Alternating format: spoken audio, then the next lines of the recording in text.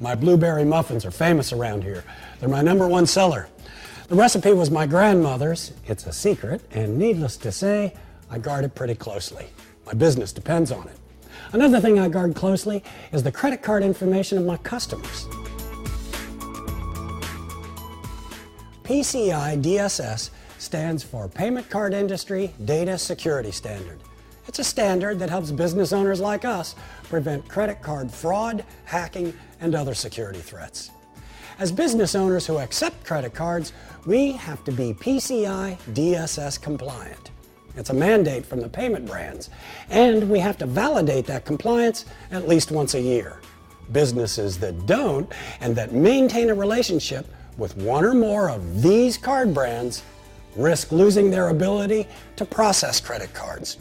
And there could be substantial fines and an audit. Even for small to mid-sized businesses, fines can be pretty significant. Here's an example.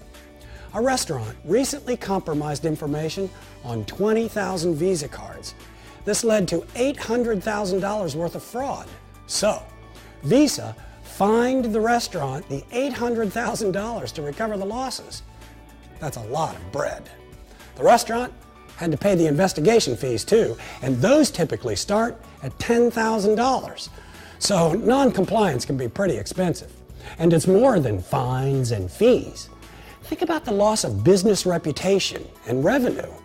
A recent study showed that 70% of the cost of non-compliance was loss of revenue. That could mean the end of our business. So, how do we make sure we comply?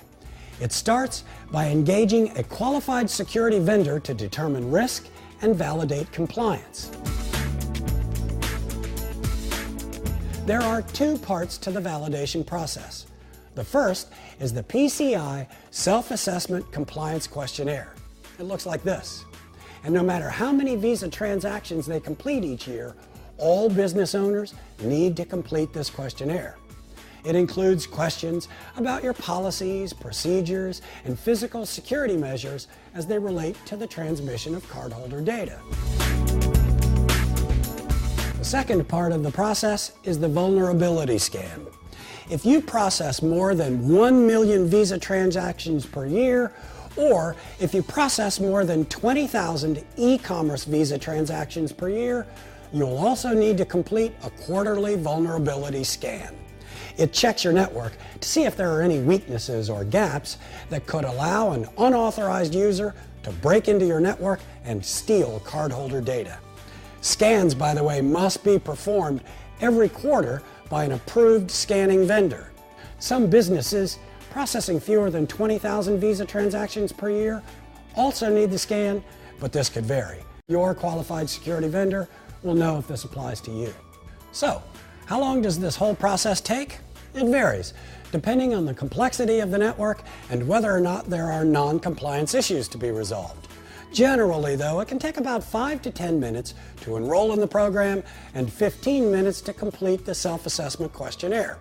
So in less than 30 minutes, you could be PCI compliant, which is about as long as these blueberry muffins will last.